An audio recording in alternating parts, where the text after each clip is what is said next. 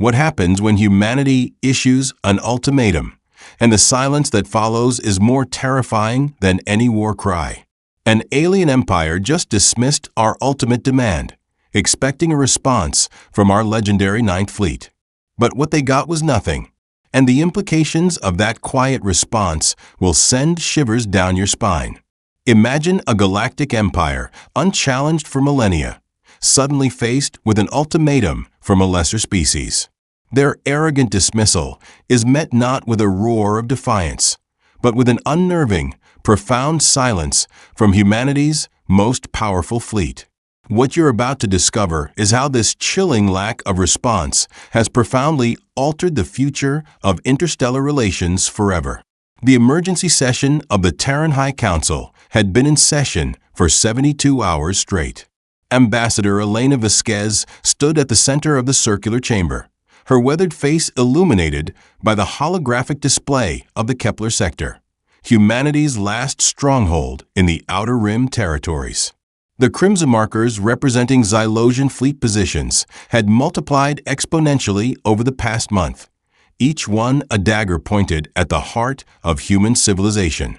The Xylosian Empire has consumed 14 systems in the past solar year, Vasquez announced, her voice carrying the weight of impending doom.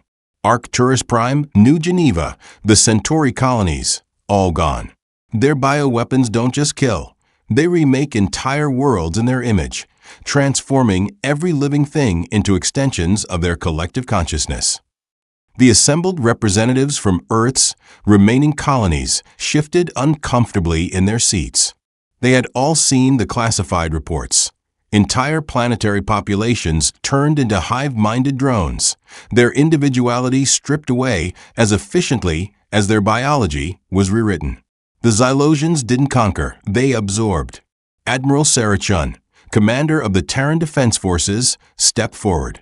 Her uniform bore the scars of a dozen desperate battles, each one a tactical victory that had ultimately amounted to a strategic retreat. Our conventional forces can delay them, but we can't stop them. Every engagement costs us ships we can't replace, while their numbers seem limitless. The silence that followed was pregnant with desperation. Humanity had expanded across the galaxy for 3 centuries, establishing colonies on hundreds of worlds, pushing the boundaries of known space. They had encountered dozens of alien species, some hostile, others willing to trade or coexist. But never had they faced anything like the Xylosian Empire, a civilization that viewed all other life as raw material for expansion. "What about the Ninth Fleet?" asked Representative Morrison from the Tau Ceti delegation. His voice was barely above a whisper, as if speaking the name too loudly might somehow diminish its power. The Ninth Fleet. Even among humanity's vast armada, it stood apart. Officially designated as Deep Space Reconnaissance Division 9, it was humanity's most advanced, most secretive, and most feared military formation. While other fleets engaged in border skirmishes and protective patrols, the Ninth Fleet operated in the spaces between spaces, in the dark regions where conventional physics grew thin and ancient technologies still hummed with malevolent life. Admiral Chen's expression grew grim. The Ninth Fleet operates under Directive Omega protocols. They don't answer to conventional military command. They answer only to— She paused, choosing her words carefully. To entities whose existence is classified beyond our clearance level. Vasquez nodded slowly. She had spent decades in diplomatic service, negotiating with alien minds that operated on completely different logical frameworks. But even she didn't fully understand what humanity had awakened when they first pushed beyond the galactic rim and discovered the ruins of civilizations that predated recorded history by millions of years. "The Xylosians have given us one final opportunity," she continued. "Their supreme overmind has agreed to receive a formal communication. One last chance for diplomacy before they begin what they call the final absorption."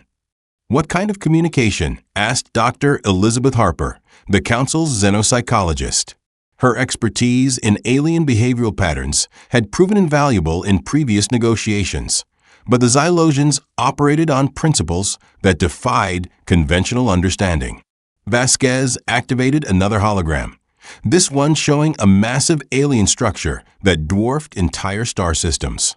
The Xylosian Nexus Prime was a living construct, a biomechanical entity the size of a small galaxy that served as the central nervous system for their entire empire.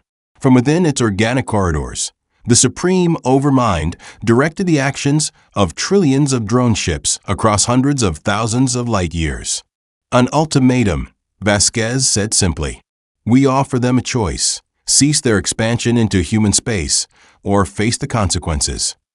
The chamber erupted in nervous laughter. Representative Morrison shook his head in disbelief. Consequences? We're barely holding together as it is. What consequences could we possibly threaten them with? Admiral Chen's smile was cold as winter on Pluto's surface. That's where the Ninth Fleet comes in. They may not answer to us, but they are still, technically, human. And they have resources that make our conventional military look like children playing with toy rockets. The vote was unanimous, though several representatives looked as if they were signing their own death warrants. Humanity would issue one final ultimatum to the Xylosian Empire. The message would be transmitted on quantum frequencies that would reach the Nexus Prime in a matter of hours. And then they would wait. The actual composition of the ultimatum took another 8 hours of careful deliberation. Every word was scrutinized, every phrase analyzed for potential misinterpretation. The final message was both simple and profound. Asterisk to the Supreme Overmind of the Xylosian Empire. You have expanded into territories claimed and inhabited by humanity. You have destroyed our colonies and enslaved our people. We offer you one opportunity to withdraw your forces from all human-controlled systems and cease your expansion in our direction. You have 72 standard hours to comply. If you refuse, you will face the consequences of your actions. Consider this humanity's final diplomatic overture, asterisk asterisk, the Terran High Council, speaking for all of humanity asterisk, as the message was transmitted across the quantum void. A strange calm settled over the emergency session. They had done everything in their power to avoid what was coming. Now, all they could do was wait and hope that the Xylosians' response would be more reasonable than their previous communications had suggested. But deep in the classified levels of Terran Defense Command, Admiral Chun was already transmitting coded orders to a black site facility in the Vega system. The Ninth Fleet needed to be alerted. Whatever was about to happen, humanity's most mysterious and powerful military force needed to be ready. The galaxy held its breath as the ultimatum streaked across space toward the Xylosian Nexus Prime, carrying with it the desperate hopes of an entire species. None of them could have predicted what would happen when that message was finally received, or how the Xylosians' response would set in motion events that would forever change the balance of power in the galaxy. The quantum transmission reached the Xylosian Nexus Prime exactly 14 hours, 37 minutes, and 12 seconds after leaving Earth's primary communications array. The massive bioconstruct that housed the Supreme Overmind pulsed with bioluminescent patterns as data streams flowed through its neural networks like electric fire through organic circuits. Within the central consciousness chamber, a space large enough to hold Earth's moon, the Supreme Overmind processed the human ultimatum. Its form defied easy description. Part organic brain tissue the size of continents, part crystalline computational matrix, part something else entirely that existed in dimensions human science hadn't even theorized. Thousands of sensory appendages swayed like underwater kelp, each one monitoring different aspects of the Empire's vast operations. The Overmind's response was immediate and contemptuous. Bioelectrical laughter rippled through the neural networks, a sound that would have driven human minds to madness had they been capable of perceiving it directly. The very concept that these primitive bipeds would dare issue an ultimatum to the architects of galactic dominion was so absurd it bordered on the entertaining. Amusing, the Overmind's thoughts cascaded through the communication networks to its primary servitors. The mammals believe they have leverage. High Coordinator ZYXTHAL, one of the Overmind's most trusted extensions, materialized in the consciousness chamber. Unlike the drones that made up the bulk of Xylosion forces, the coordinators retained enough individuality to provide the Overmind with diverse perspectives.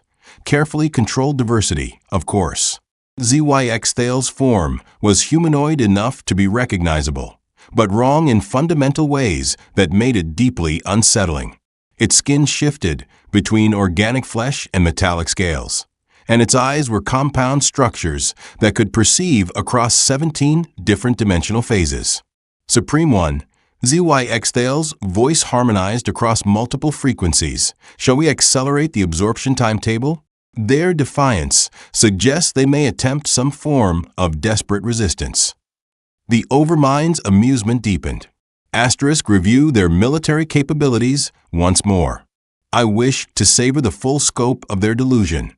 Asterisk holographic displays materialized throughout the chamber, showing detailed analyses of humanity's military forces. The data was comprehensive. The Xylosians had been studying their potential prey for decades. Human ships relied on crude fusion drives and primitive energy weapons. Their tactics were predictable, based on territorial thinking rather than the fluid adaptability of a true hive intelligence.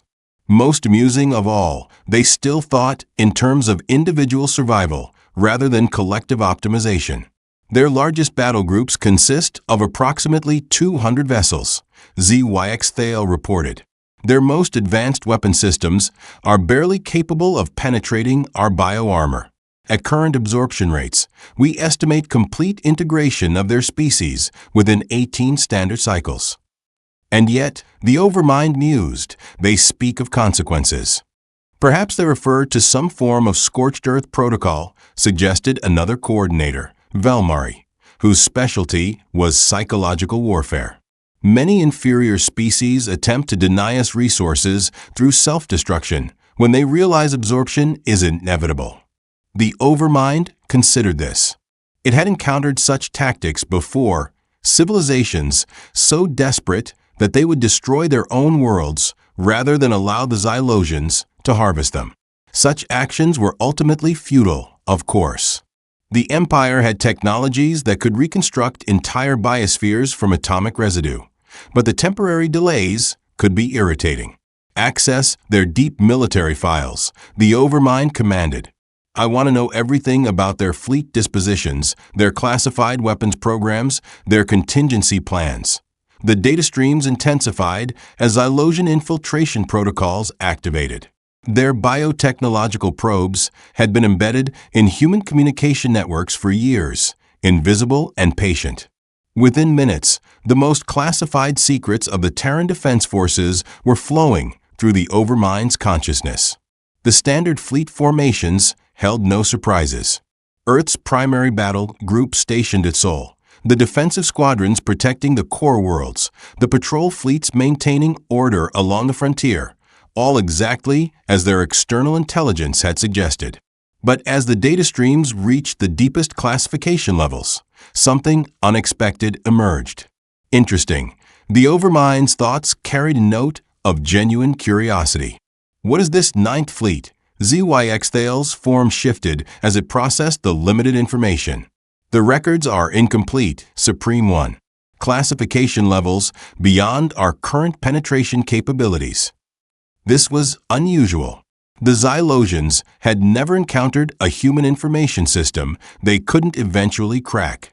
Their biotechnological approach to data infiltration was based on principles that most species hadn't even discovered, let alone defended against.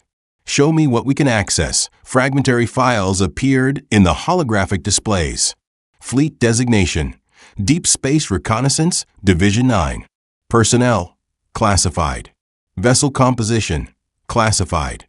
Area of operations, classified beyond Omega Black clearance. Last confirmed communication, data not found.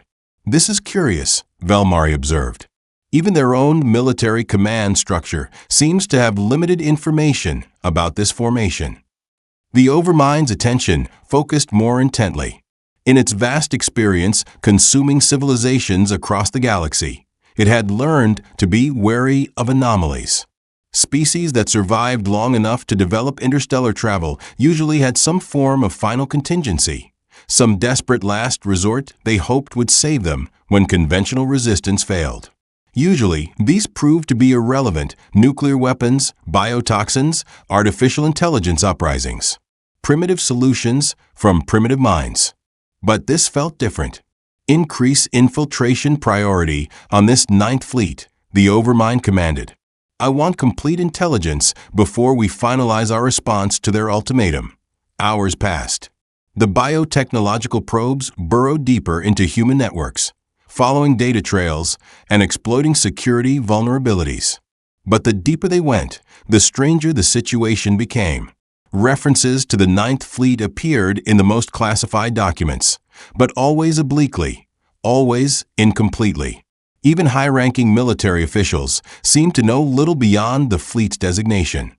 More disturbing still were the indirect references, budget allocations that didn't match any known military program, resource requisitions for materials that shouldn't exist, personnel transfers to facilities that couldn't be located.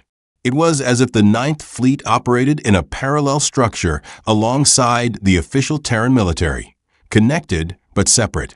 Supreme One Thale reported after 12 hours of intensive investigation, we have discovered something troubling. The Ninth Fleet appears to have connections to archaeological sites. The Overmind's attention sharpened. Explain. Deep space exploration logs reference several expeditions to ruins in the galactic rim. Ancient sites, predating known civilizations by millions of years. The exploration teams were officially designated as standard archaeological surveys, but the personnel involved were later transferred to entities related to the Ninth Fleet. This was deeply concerning. The Xylosian Empire was ancient by galactic standards, but even they had encountered ruins of older civilizations, structures and technologies that operated on principles that challenged their understanding of reality. Most such sites were avoided or destroyed as a matter of policy. Some knowledge was too dangerous to preserve. What kind of ruins? The Overmind demanded. The files are fragmentary, but there are references to preservation protocols and containment breaches. One partially corrupted report mentions entities that exist outside conventional spacetime and technologies that respond to consciousness rather than engineering. The Overmind's vast consciousness recoiled slightly. During its expansion across the galaxy, it had twice encountered remnants of the predecessor civilizations, species so advanced that their technology was indistinguishable from supernatural phenomena. Both encounters had nearly resulted in the complete destruction of the Xylosian Empire. Since then, they had maintained strict protocols about avoiding such sites. Could the humans have accessed predecessor technology? The Overmind wondered aloud. It seems unlikely, Supreme One. Their technological development is far too primitive to interface with such systems. They barely understand quantum mechanics, let alone transdimensional engineering. But even as Velmari spoke, doubt crept into the communication networks. The humans were primitive, yes, but they were also unpredictable in ways that more advanced species were not. Their chaotic neural patterns and individual consciousness structures might actually make them more compatible with predecessor technologies that responded to will and intention rather than logical protocol. Continue the investigation, the Overmind commanded. But do not delay our response to their ultimatum. Whatever this Ninth Fleet represents, it cannot change the fundamental reality of their situation. The decision was made. The Supreme Overmind's response to humanity's ultimatum would be transmitted within the hour, and it would leave no doubt about the Xylosian Empire's position. The humans would learn the price of their arrogance, and the galaxy would witness the final absorption of yet another inferior species. But even as the response was being prepared, a nagging uncertainty persisted in the deepest levels of the Overmind's consciousness. Something about this situation felt wrong, felt dangerous in ways that conventional military analysis couldn't capture. The silence from the Ninth Fleet, the classified archaeological sites, the incomplete records, all of it suggested that humanity might have one final card to play. The Overmind dismissed these concerns as irrelevant. Whatever humanity's last desperate gambit might be, it could not stand against the combined might of an empire that spanned half the galaxy. The absorption would proceed as planned, and another species would join the collective consciousness of the Xylosian Empire. The response transmission began broadcasting on all quantum frequencies, carrying the Supreme Overmind's contemptuous dismissal across the void to the desperate humans waiting at Earth. But as the message streaked through space, carrying with it the doom of an entire species, none of the Xylosians could have predicted what would follow. The Ninth Fleet, after all, had been listening.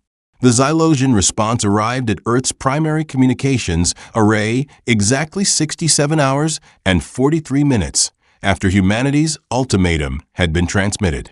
The message was brief, devastating, and delivered with the casual contempt of a predator dismissing the threats of prey. Asterisk, your ultimatum is rejected. Your species will be absorbed into the collective consciousness of the Xylosian Empire beginning immediately. Resistance will only prolong your suffering. Submit, and your integration will be painless. Asterisk, asterisk, the Supreme Overmind, eternal consciousness of the Xylosian Empire, asterisk, the emergency session of the Terran High Council reconvened within minutes of the message's reception. The assembled representatives looked like survivors of a shipwreck, their faces hollow with the knowledge that they had just witnessed the formal declaration of humanity's extinction. Ambassador Vasquez stood at her podium, her hands trembling slightly as she read the translation aloud. When she finished, the silence in the chamber was absolute. Outside the windows of the orbital station, Earth rotated peacefully below them, its blue and white surface unmarked by the knowledge that it had just received a death sentence. "How long before their fleets reach Earth?" asked Representative Morrison, his voice barely above a whisper. Admiral Chun consulted her tactical displays. Based on their previous advance patterns, 18 days. Maybe 20 if we can mount effective, delaying actions at the outer system checkpoints. And our chances of successful resistance? The Admiral's laugh was bitter. None. Zero. We might be able to evacuate some of the outer colonies before they arrive. But Earth? Earth is going to fall. The representatives began talking at once, their voices rising in panic as the reality of the situation sank in. Some demanded immediate evacuation protocols. Others called for a final military stand. A few suggested attempting to negotiate surrender terms that might preserve some remnant of human culture within the Xylosian collective. But Vasquez wasn't listening to any of them. Her attention was focused on Admiral Chun, who was staring at her communication display with an expression of growing confusion. "Admiral?" Vasquez called out. "What is it?" Chun looked up, her face pale. "I've been monitoring all military frequencies, waiting for responses to the emergency activation orders. Every fleet, every battle group, every defensive squadron has confirmed ready status and is requesting instructions. And the Ninth Fleet hasn't responded." The panicked conversations throughout the chamber gradually died away as the implications of this statement sank in. In the face of humanity's greatest crisis, their most powerful military formation had gone silent. Dr. Harper, the xenopsychologist, leaned forward. Could their communications be compromised? Xylosian infiltration programs? Negative, Chin replied. The Ninth Fleet operates on quantum-encrypted channels that are isolated from all other networks. If anyone could maintain secure communications in this situation, it would be them. Representative Morrison frowned. Maybe they're already engaging the enemy? Deep space reconnaissance, after all. They might have encountered the Xylosian advance forces. But Chin was already shaking her head. All of our long-range sensors would have detected energy signatures from that kind of engagement. Space is big, but not big enough to hide a fleet-level battle. The silence that followed was different from the panicked quiet of moments before. This was the silence of people beginning to realize that something fundamentally unexpected was happening, something that didn't fit into any of their prepared scenarios. Vasquez activated her own communications array and input a series of codes that she had hoped never to use. Priority Alpha Authorization, Omega Black Clearance, Direct Communication Request to 9th Fleet Command. The system processed her credentials, verified her authorization, and then nothing. The communication request simply vanished into the quantum void without acknowledgement, without rejection, without any indication that it had ever been received. It was as if the 9th Fleet had simply ceased to exist. There has to be an explanation, Dr. Harper insisted. Military formations don't just disappear. But even as she spoke, reports were coming in from across human space that suggested otherwise. Deep space monitoring stations that had tracked the 9th Fleet's movements for decades were showing empty space where the fleet's signature should be. Quantum beacons that had maintained constant contact with the formation were receiving only silence. Supply convoys destined for 9th Fleet installations were finding their destinations empty, as if their targets had never existed. Admiral Chen's tactical display showed the positions of all human military forces throughout the galaxy, hundreds of battle groups, thousands of individual ships, all desperately trying to coordinate a defense against the approaching Xylosian armada. All except for one conspicuous absence. The fleet that should have been humanity's greatest hope had simply vanished. Maybe that's the point, Vasquez said quietly. The others turned to look at her, and she realized she had spoken aloud what had been a half-formed thought. What do you mean? Chun asked. Vasquez was quiet for a long moment, trying to put together pieces of a puzzle that didn't quite fit conventional understanding. What do we know about the 9th Fleet's operational doctrine? Classified beyond our clearance, Chun replied automatically. But we know they don't operate like conventional military units. Deep space reconnaissance in regions where normal ships can't function. Missions that last for years without communication. Resources that don't appear in any official budget. Dr. Harper's eyes widened as she began to follow Vasquez's reasoning. You're suggesting they've gone to ground? Hidden themselves until the crisis passes? No, Vasquez said slowly. I'm suggesting that their silence might be their response. The chamber fell quiet again as the representatives tried to process this possibility. Throughout human history, military doctrine had been based on the principle that strength demonstrated was strength multiplied. Fleets that could be seen, weapons that could be measured, forces that could be counted. These were the foundations of deterrence and defense. But the 9th Fleet had always operated differently. Their very existence was a matter of speculation for most of humanity. Their capabilities were unknown, their location uncertain. Their intentions mysterious. In a sense, their greatest weapon had always been the questions they raised rather than the answers they provided. The Xylosians spend considerable effort analyzing potential threats, Dr. Harper mused. Their entire expansion strategy is based on comprehensive intelligence about their target's capabilities. And now they're facing something they can't analyze, Chen added, beginning to understand. They know the 9th Fleet exists, but they don't know what it is, where it is, or what it's capable of. Vasquez nodded. The silence isn't absence. It's presence without definition. It's a threat that can't be quantified or prepared for. The implications began to ripple through the chamber as the representatives realized what they were discussing. Humanity's ultimate weapon wasn't a super dreadnought or a planet-killing device or a revolutionary technology. It was uncertainty itself, wielded by a military formation that existed at the intersection of fact and myth. But even as this understanding dawned, new reports were arriving that complicated the picture further. Deep space sensors were detecting gravitational anomalies in regions where the 9th Fleet had previously operated, not the signatures of ships or battles, but distortions in space-time itself that suggested the presence of something massive and incomprehensible. More disturbing still were the reports from the outer colonies.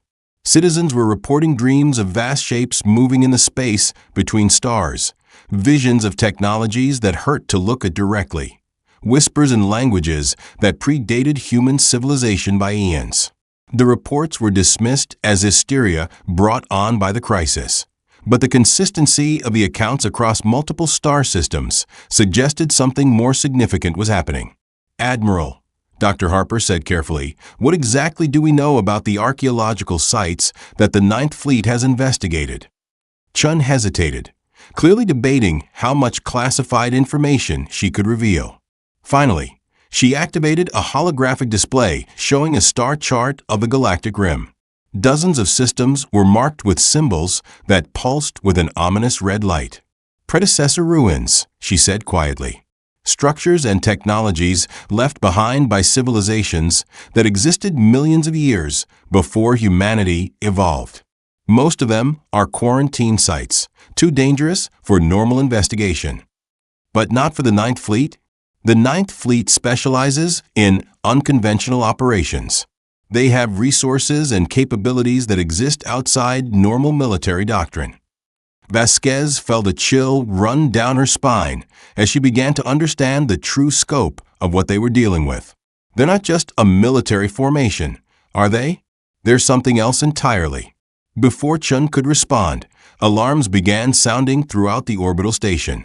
Emergency broadcasts flooded the communication networks as deep space sensors detected the first Xylosian scout ships entering the outer edges of human territory. The invasion had begun 18 hours ahead of schedule. But as panic spread through the human colonies and defense forces scrambled to their positions, something else was happening in the spaces between the stars. Reality itself seemed to be holding its breath, waiting for humanity's most mysterious defenders to reveal their hand. The Ninth Fleet remained silent, but their silence was beginning to speak volumes. And across the galaxy, even the supreme overmind of the Xylosian Empire was starting to feel the first whispers of doubt about what they had dismissed as humanity's empty threats. The war for humanity's survival was about to begin, but the opening move had already been played. In the vast chess game of galactic politics, the Ninth Fleet had chosen not to reveal their pieces, and that choice was about to reshape everything. 3 days after the Xylosian invasion began, the strategic situation had evolved in ways that no one, human or alien, had predicted. The expected pattern of overwhelming force meeting desperate resistance had given way to something far more complex and unsettling. In the war room deep beneath the Terran Defense Command complex on Mars, Admiral Chun stood before a holographic display that showed the current tactical situation across human space. The red markers representing Xylosian forces had advanced into 17 systems, but their progress had been erratic. "Explain this to me again," demanded General Morrison, who had been recalled from retirement to help coordinate humanity's defense. His weathered face showed the strain of watching his species' apparent death spiral, but his eyes held a gleam of professional curiosity that had kept him sharp through 6 decades of military service. Chun manipulated the display controls, zooming in on the Kepler sector where the first Xylosian forces had made contact with human defenses. The 3rd Battle Group engaged their advance scouts here, as planned. Standard delaying action. Hit hard, fall back, make them pay for every light year of advance. And they won. Completely. Destroyed an entire Xylosian patrol formation without losing a single ship. Morrison frowned. "That doesn't match our intelligence estimates about their capabilities." "It gets stranger," Chun continued, adjusting the display to show fleet movements over the past 72 hours. After the engagement, the Xylosian main force stopped. Not a tactical pause, not a regrouping maneuver. They just stopped advancing and have been holding position ever since. The implications were staggering. The Xylosian Empire had built its reputation on relentless momentum. Their fleets advanced like natural forces, consuming everything in their path with mechanical inevitability. The idea that they would halt their advance after a single tactical defeat was unprecedented. Dr. Harper, who had been working around the clock analyzing intercepted Xylosian communications, looked up from her workstation. It's not just one sector. We're seeing the same pattern across multiple theaters. Their forces make initial contact, suffer unexpected losses, and then pause. Unexpected losses? Harper activated another display showing technical analyses of the battle debris. Their bioships are adapting to our weapons faster than they should be able to, but our weapons are adapting back. It's as if both sides are fighting with technology that's evolving in real time. General Morrison walked closer to the displays, his experienced eyes taking in details that might escape less seasoned observers. What about our own forces? Are we seeing similar adaptations in human technology? Chun nodded grimly. That's the part that really worries me. Our ships are performing beyond theoretical specifications. Weapon systems that should have limited effectiveness against Zylosian bioarmor are punching through like they're made of paper. Defensive shields are absorbing damage that should have vaporized entire vessels. Are we talking about some kind of technological breakthrough? A secret weapons program? If it is, it's not coming from any human research facility. The modifications are appearing spontaneously, without any input from our engineers. It's as if our technology is being upgraded by something else. The three officers stood in silence, contemplating the implications of what they were discussing. In the midst of humanity's darkest hour, their forces were suddenly performing at levels that defied explanation. Under other circumstances, this might have been cause for celebration. But the mysterious nature of the improvements raised questions that were perhaps more troubling than the original crisis. The Ninth Fleet, Morrison said quietly. This has to be connected to them somehow. Chun activated a new display showing the last known positions of humanity's most enigmatic military formation. The data was fragmentary and largely speculative, but it painted a picture of activities that spanned decades and reached into the darkest corners of known space. I've been going through classified archives, looking for any information that might explain what we're seeing, Chun said. Most of the Ninth Fleet's operational history is beyond our clearance level, but there are patterns. The display showed a timeline of archaeological expeditions, deep space reconnaissance missions, and scientific research projects that stretched back nearly 50 years. At first glance, they seemed unrelated. Routine exploration of ancient ruins, investigation of spatial anomalies, recovery of artifacts from dead civilizations. But when viewed together, a different picture emerged. They've been preparing for this, Harper realized. For decades, they've been gathering resources and technologies from predecessor sites across the galaxy. But preparing for what, exactly? Morrison asked. Chen's expression was grim. I think they've been preparing to change the fundamental nature of warfare itself. She manipulated the display to show technical readouts from recent battles. The improvements in human technology weren't random upgrades. They followed patterns that suggested a deep understanding of Zylosian biomechanical systems. Weapons that targeted specific neural pathways in their organic components. Defensive systems that disrupted the quantum entanglement fields their fleets used for coordination. Countermeasures that seemed to anticipate Zylosian tactics before they were even implemented. This level of intelligence would require access to their core systems, Harper observed. Not just surface observations, but deep penetration into their most classified technologies. Or, Morrison said slowly, access to technologies that make such distinctions irrelevant. The implications of this statement hung in the air like a physical presence. The predecessor civilizations had operated on principles that transcended conventional understanding of physics and consciousness. Their technologies didn't just respond to their users. They anticipated needs, evolved capabilities, and operated on scales that encompassed entire galaxies. Are we talking about first contact? Harper asked. Has the Ninth Fleet made contact with surviving predecessors? Chun shook her head. I don't think the predecessors still exist, at least not in any form we would recognize.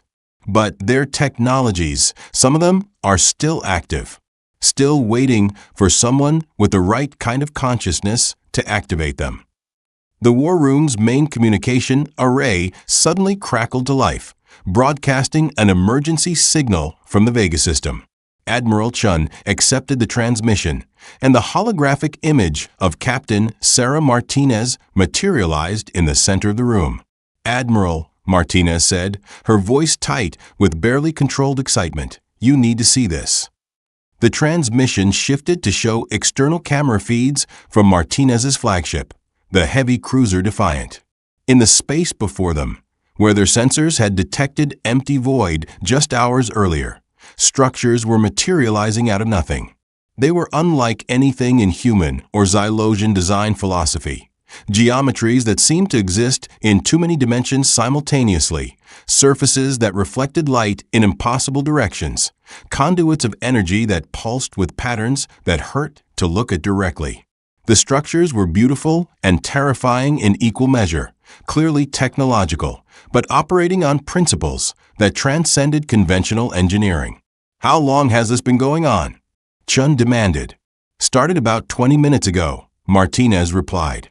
"Our sensors can barely track the construction process. It's as if these things are being assembled from raw space-time itself." As they watched, the structures continued to grow and evolve, taking on configurations that suggested immense purpose and power.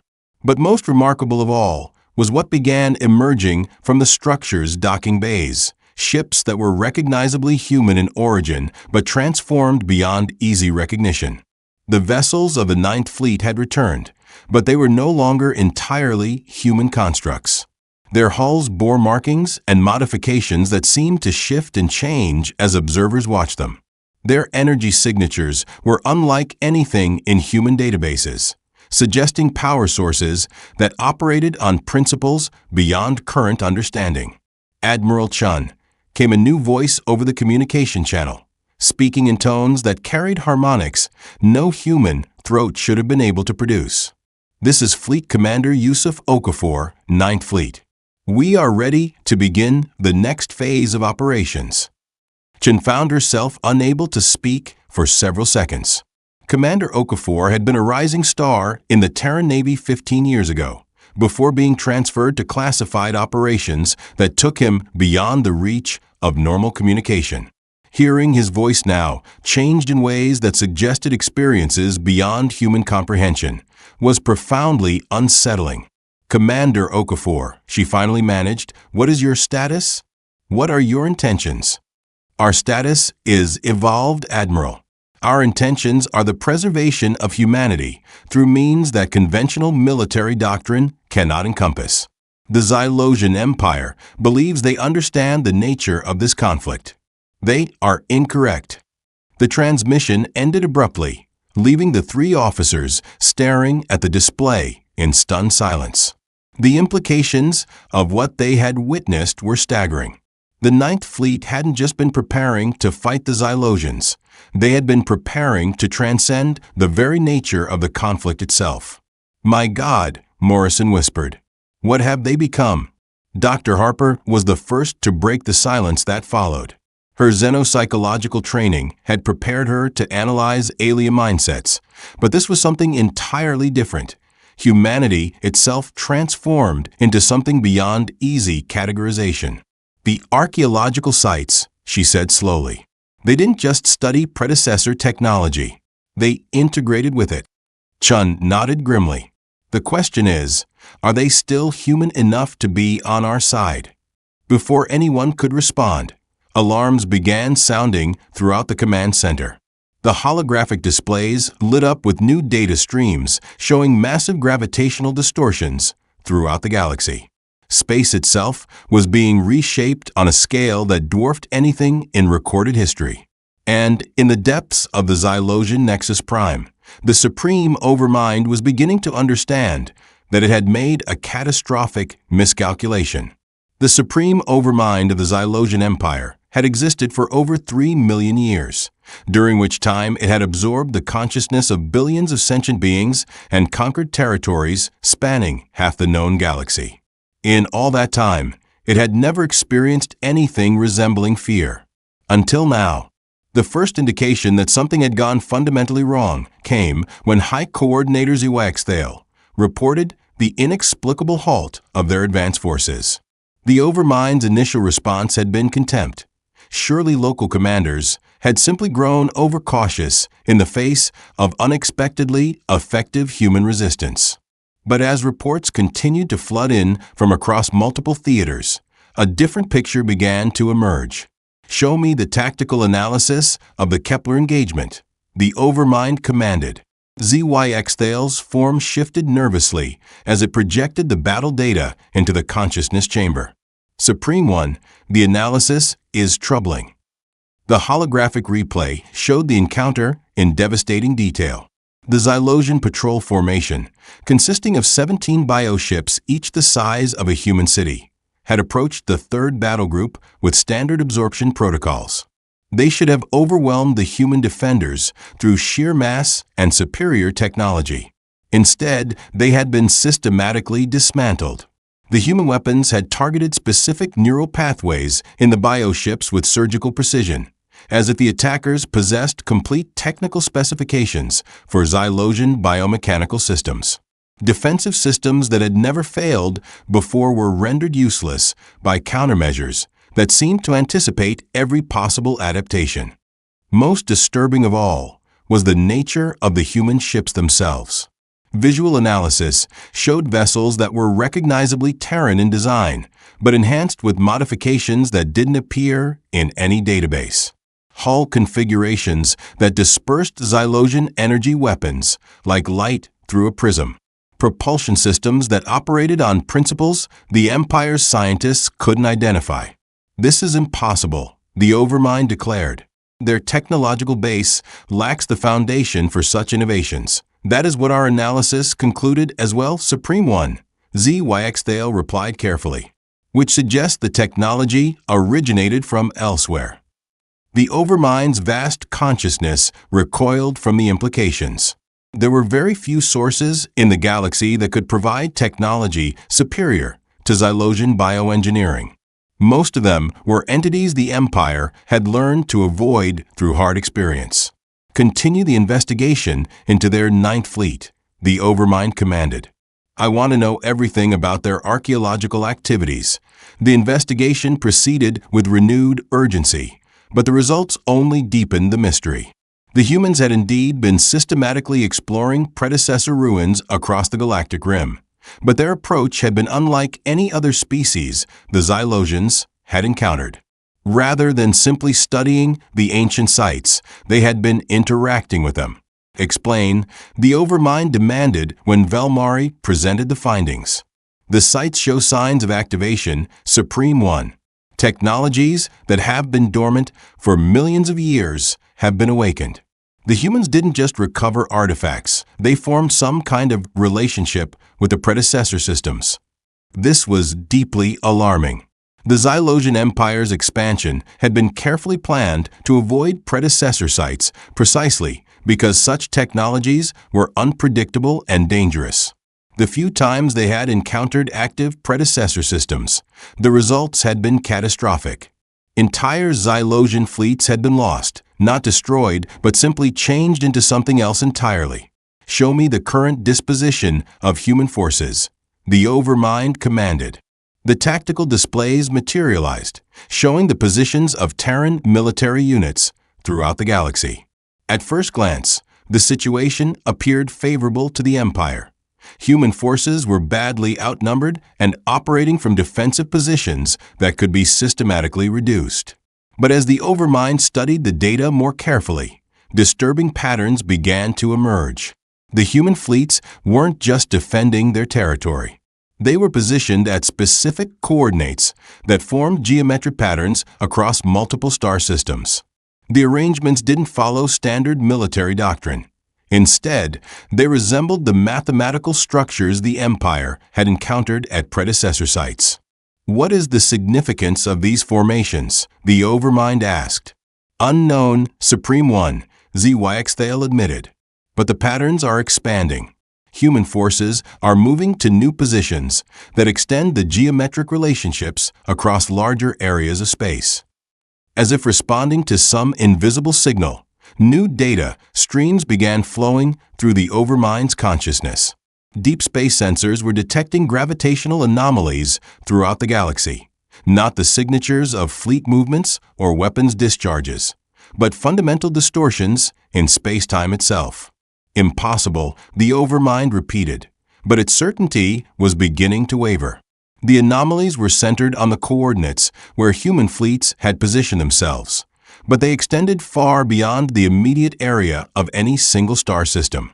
It was as if reality itself was being reshaped on a galactic scale, with humanity's military formations serving as anchor points for transformations that transcended physical engineering. Supreme One, Velmari reported with increasing urgency. We are detecting massive energy buildups at 17 predecessor sites across the Rim territories. All of them have been previously investigated by the human Ninth Fleet. The Overmind's attention focused with laser intensity on this report. Predecessor sites didn't just activate randomly. Their technologies responded to specific types of consciousness, particular forms of intelligence that could interface with systems designed by minds fundamentally different from current galactic species. What types of energy signatures? The Overmind demanded. Unknown configurations, Supreme One. But the power levels are significant. Each site appears to be generating more energy than our entire empire consumes in a standard cycle. The implications were staggering. If humanity had somehow gained access to active predecessor technology, then everything the Xylosian Empire thought it knew about the balance of galactic power was suddenly obsolete. But even more alarming was the question of what such technology might be designed to accomplish. Recall all advance forces, the Overmind commanded. Implement defensive posture Omega. I want every available ship positioned to protect the Nexus Prime. Supreme One, Zyxthale ventured carefully. Such orders will effectively halt our expansion operations. The absorption schedule will be delayed by several cycles.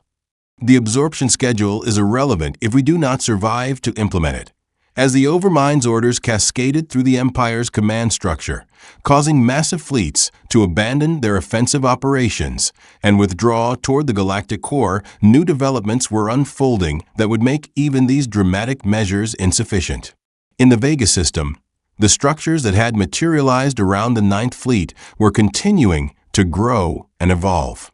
But they weren't just construction projects. They were transformation engines, devices that were systematically rewriting the fundamental laws of physics in their immediate vicinity.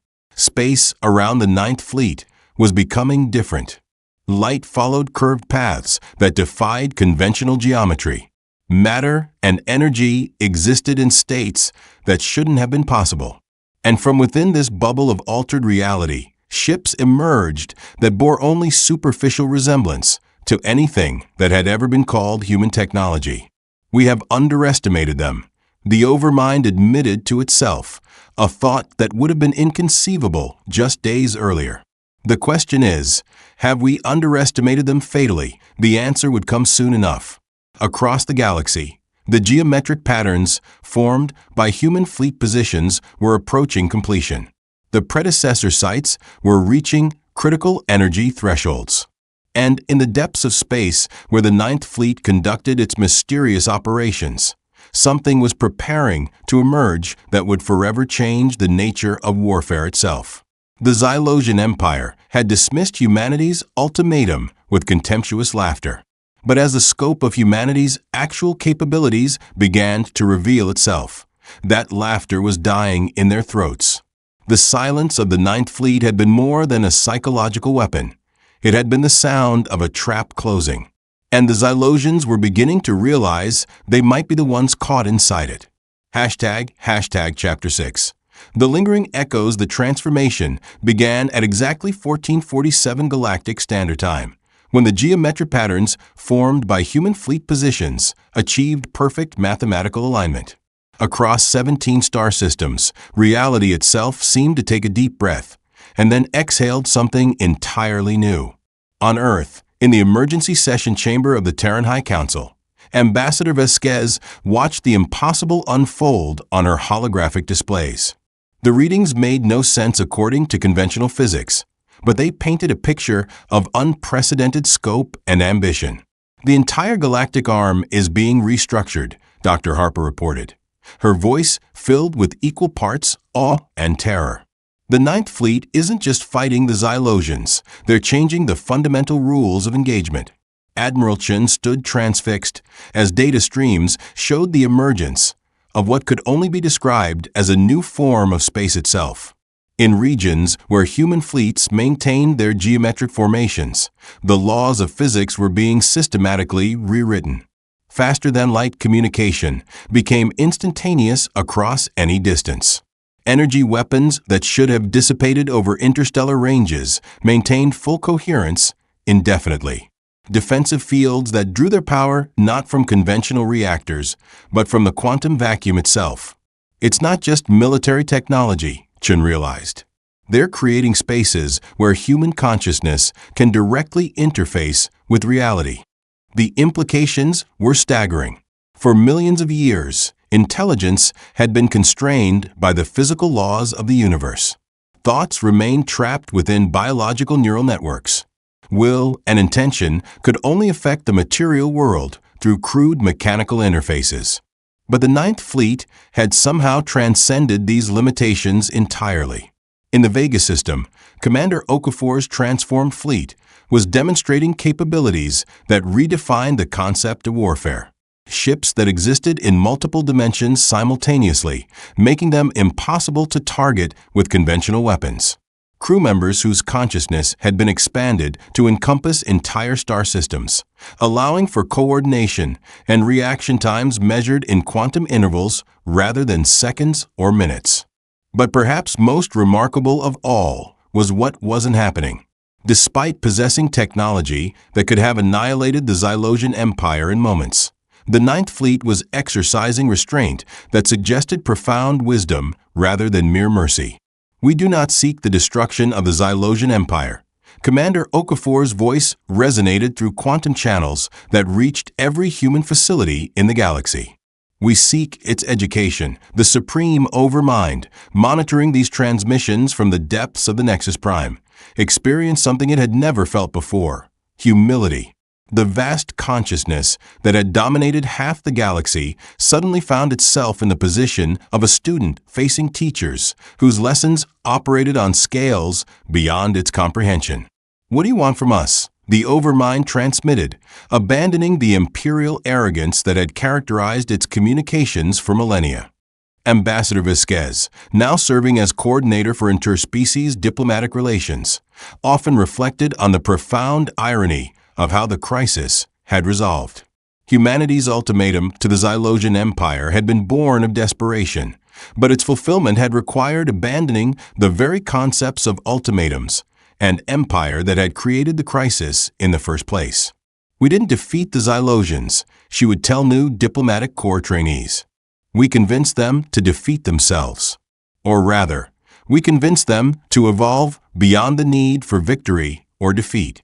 But perhaps the most profound changes were occurring in the spaces between the stars, where the Ninth Fleet continued its work of exploration and guidance.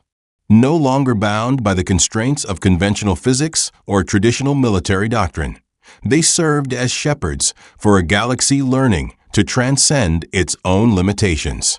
Commander Okafor, whose consciousness now existed across multiple dimensional phases simultaneously, often contemplated the journey that had brought them to this point.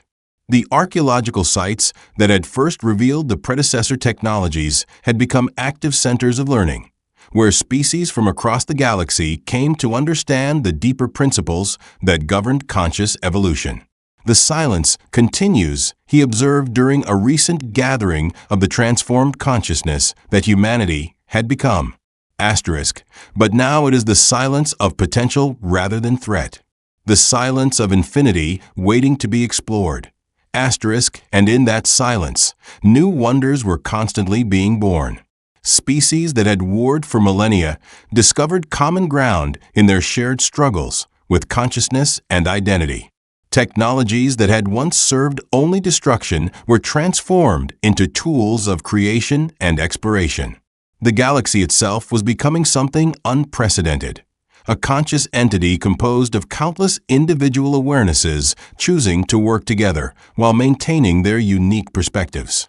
The future stretched ahead, vast with possibility and unmarked by the limitations that had once seemed insurmountable.